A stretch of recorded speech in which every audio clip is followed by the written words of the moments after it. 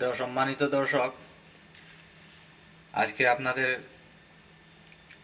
সামনে এসেছি একটি অতি গুরুত্বপূর্ণ আলোচনা নিয়ে। আপনারা দেখছেন বরাকের আওয়াজ। আমি আপনাদেরকে স্বাগত জানাই।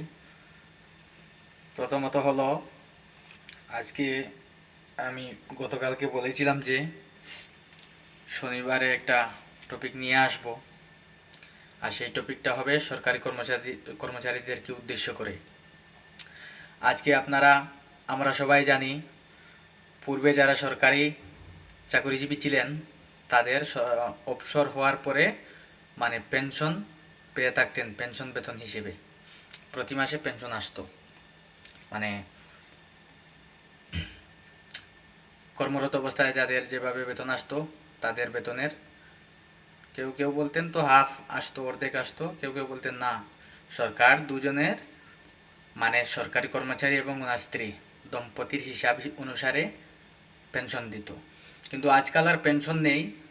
রিটায়ার্ডের সময় তারা একটা মোটা অঙ্কের টাকা দিয়ে বিদায় দিয়ে দেয়, আর এই টাকাটা দেওয়া অত্যন্ত ক্ষতি সেই কর্মচারীর। কারণ হলো, আজকালকের ছেলে মেয়েদের উপর ভরসা নেই। আজকাল যা চলছে তার উপর ভিত্তি করে আমি বলছি, কোনো বানাউটি আমার মুখের বানানো কথা নয়। কথা হলো, প্রায় সময় দেখা যায় যখন অবসরপ্রাপ্ত সরকারি এমপ্লয়ি যখন অবসর হয়ে টাকা সরকার দিয়ে দেয় ওনাকে একসাথে, তখন কোনো বেত্তমিজ ছেলেমেয়েরা তাকে বাবা মার কাছ থেকে কেড়ে নেয় টাকাগুলাই, ব্যবসার অজুহাতে বা যে কোনো অজুহাতে নিয়ে টাকাগুলাই খরচ করে ফেলে। অতএব বা খরচ নাও করলো, তারা নিজেদের ব্যবহার করলো, ব্যবসা করুক আর যাই করুক, ভালো খাতে ব্যবহার করলো নিশ্চয়ই, এটাও হতে পারে। কিন্তু পরে দেখা যায় কিনা সেই সরকারি কর্মচারী, সেই পরিবারের মুরব্বী, সেই পরিবারে অবহেলিত হয়ে আছেন। পুত্রবধূর কাছে, পুত্রের কাছে, পুত্র কোনো পুত্ররা আছে, কোনো ছেলেরা আছে পুত্রবধূর কাছে নত হয়ে থাকে। কোনো ছেলেরা তার স্ত্রীর কাছে নত হয়ে থাকে, আর সেই পুত্রবধূর নির্যাতনের শিকার শ্বশুর এবং শাশুড়িরা হয়ে থাকেন। সেজন্য সরকারের কাছে আমার অনুরোধ, তাদেরকে মাসে মাসে যেন পেনশন দেওয়া হয়, একসাথে টাকা না দিয়ে, যাতে তাহাদের মূল্যটা, তাদের ভ্যালুটা যেন তাদের পরিবারের কাছে থাকে।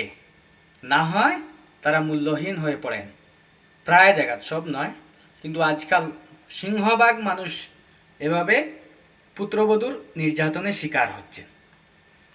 আমি যা দেখছি তা থেকে বলছি, কোনো বানাউটি নয়। আপনারা যারা জানেন এই বিষয়ে, দেখেছেন, তারাই বুঝতে পারবেন।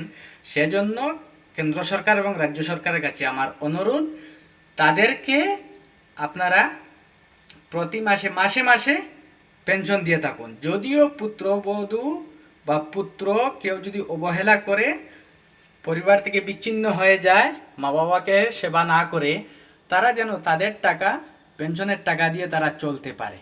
এতদিন যারা সরকারি এমপ্লয়ি ছিল, সার্ভিস করেছে সরকারের করে, তারা আজকে অবহেলিত, লাঞ্ছিত, বঞ্চিত হয়ে থাকবে। এটা কেমন কথা, একটা লজ্জাজনক কথা আর আফসোসেরও কথা।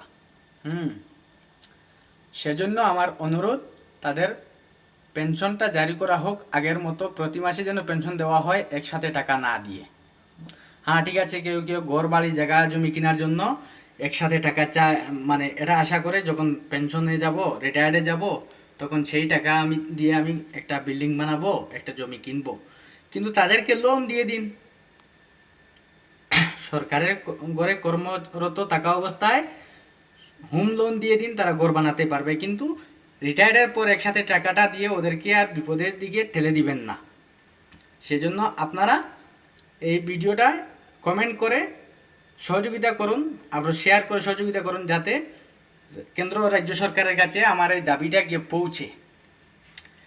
আরও একটা কথা হলো, এই যে মেয়েদেরকে পড়াশোনা করিয়ে একজন বাবা অর্থাৎ একজন মা কিভাবে লালন পালন করে, শিক্ষা দীক্ষা করে চাকরি ধরায়, তাদের চাকরির বেতনের একটা অংশ যেন মা বাবা পায়, ডাইরেক্ট তাদের অ্যাকাউন্টে যেন ঢুকে, এটারও একটা ব্যবস্থা করার জন্য রাজ্য এবং কেন্দ্র সরকারের প্রতি আমার অনুরোধ। তৃতীয়ত, কোনো ছেলেরা মানে তার স্ত্রীর প্রভাবে প্রভাবিত হয়ে কুমন্ত্র কানে নিয়ে মা বাবাকে সেবা করে না, মা বাবার দিকে ফিরেই তাকায় না, কত কষ্ট করে তাদের জীবনযাপন করতে হয়, তাদের জন্য একটা ব্যবস্থা করা হোক। তার পেমেন্ট থেকে, তার বেতন থেকে, মাসিক বেতন থেকে একটা পয়সা যেন সরকার ডাইরেক্ট কেটে এই মা বাবার অ্যাকাউন্টে যেন মানে পাঠিয়ে দেয়। তার হাত থেকে তো আর পাওয়া যাবে না, ডাইরেক্ট মা বাবার অ্যাকাউন্টে যেন পাঠিয়ে দেওয়া হয়, যাতে তারা দৈনন্দিন জীবনে যা কিছুর প্রয়োজনীয় জিনিস কেনাকাটা করতে পারে। সেজন্য কেন্দ্র রাজ্য সরকারের প্রতি আমার তৃতীয় আবেদন, আকুল আবেদন। আর আপনারা এই ভিডিওটা বেশি বেশি করে শেয়ার করবেন, কমেন্ট করবেন এবং লাইক করবেন। ভালো লাগলে সাবস্ক্রাইব করে রাখবেন। এইভাবে দাবি দশা, ভালো ভালো দাবি এবং প্রতিবাদী ভিডিও আপনারা পাবেন। ধন্যবাদ।